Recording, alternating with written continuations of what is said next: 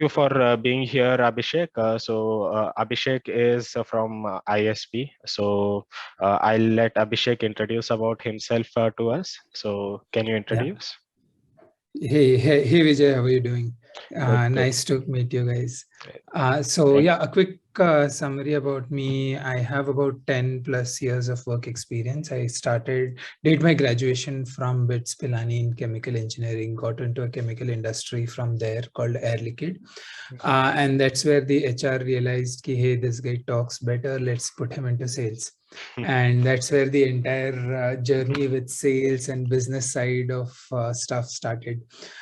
Did about 2 years of stint in hardcore B2B sales. Basically, I was selling industrial gases like oxygen, nitrogen, and other stuff, and related applications to metals and materials segment is what they used to call. So primarily did a lot of roaming around in weird locations in India, going to aluminium recyclers, lead companies, steel industries, ceramic industries everywhere.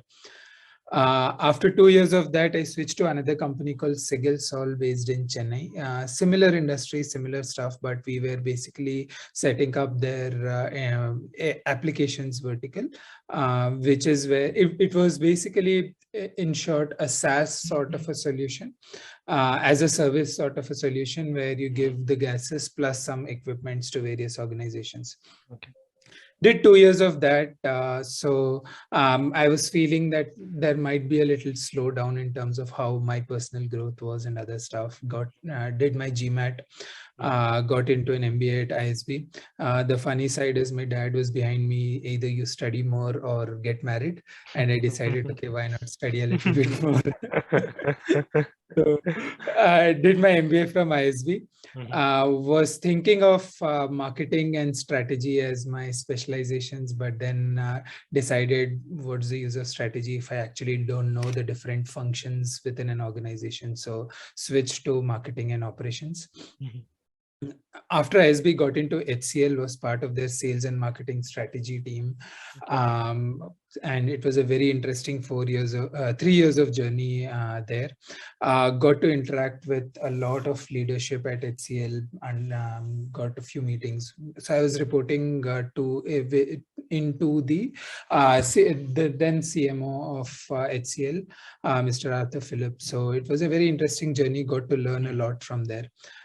Slowly, that typical entrepreneurial startup Kida had come in. I was like, why not try my hand at some startups as well? Got in touch with Kiran Kalakuntla, who is the CEO at Econ Care. Joined them in their marketing team, slowly built up the marketing team from 2 people to around 14 people. Strong team. Over 3 years, we grew the business of Econ Care about 3 to 4x.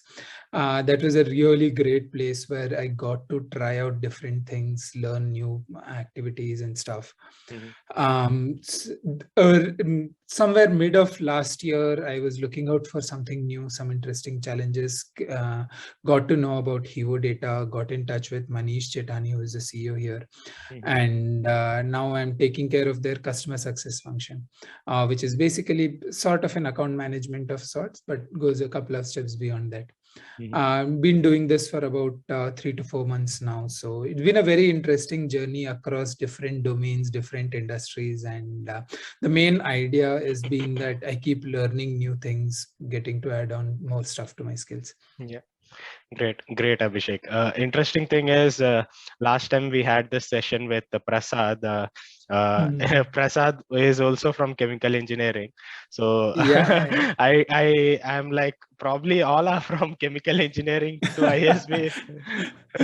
No, on a funny note, the mechanical folks work with machines. Computer science guys work with computers. Chemical guys are stuck halfway in between, and they decide to go for an MBA.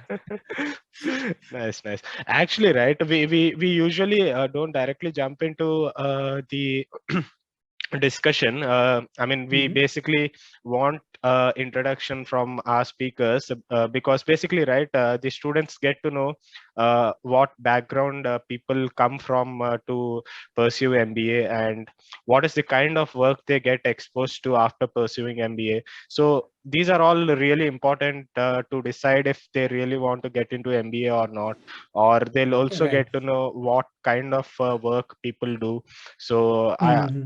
so basically, Prasad was into renewable energy, so you have another kind of experience. So this all adds up to understand like what are the various sectors that opens up post MBA. So that's Yeah, great yeah, to yeah. know. Yeah.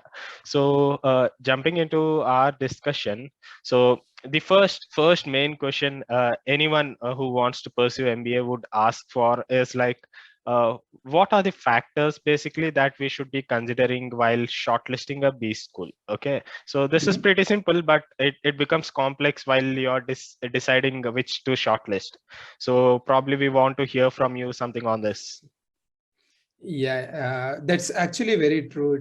There's a lot of confusion in that area, right? Yes. You see people around you going across different colleges, each one, nobody actually says, hey, this college is bad for this. Everybody just harps about the good side of it. Yeah. So when I did my GMAT, I actually hadn't thought too much about which colleges I would want to get into. I had a few in my mind, but for me, one of the primary considerations was on the cost aspect of it. Mhm. I was planning to self-fund my entire MBA education through a loan and stuff. Mhm. So cost was one of the largest factors, and I believe that would be how much ever that would always be one of the points at the back of a mind of a person getting into an MBA, Mhm. because those costs usually are a little bit daunting and on the higher side of stuff. Yes. And the other factors that go into it are around the history and what's the college good at. So what I usually tell when I'm talking to some people who want to get into MBA and are looking for some advice, right?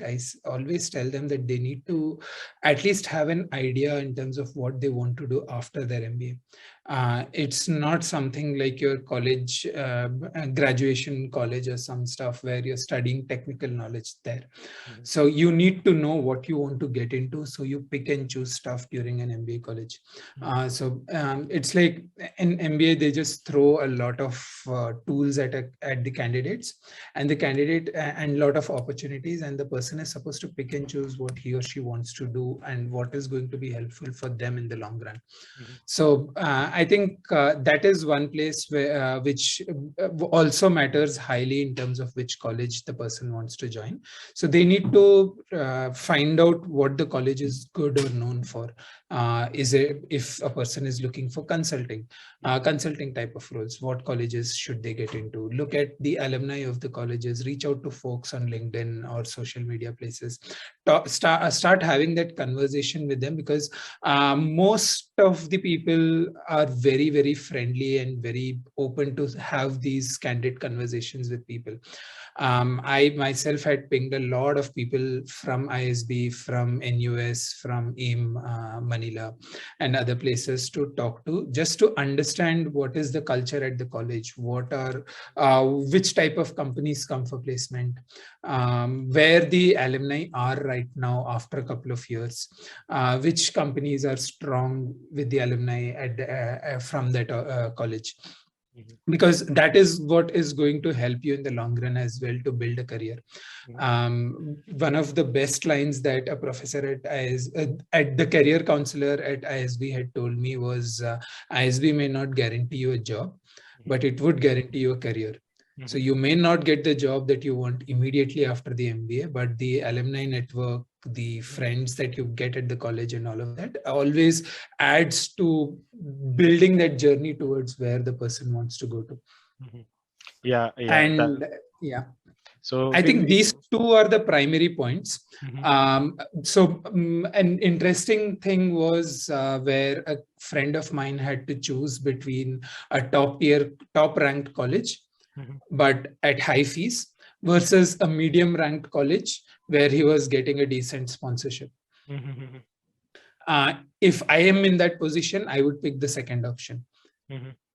because it's always better to manage your finances after during college and after that as well, because in the long run, that is the end goal that anyone wants to Yeah. get to.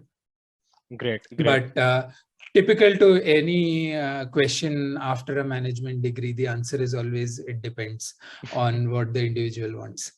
But these should ideally be the primary factors that the person should look at.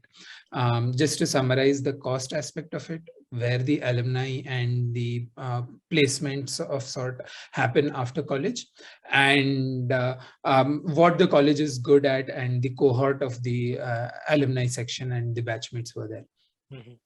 Yeah. Thank you.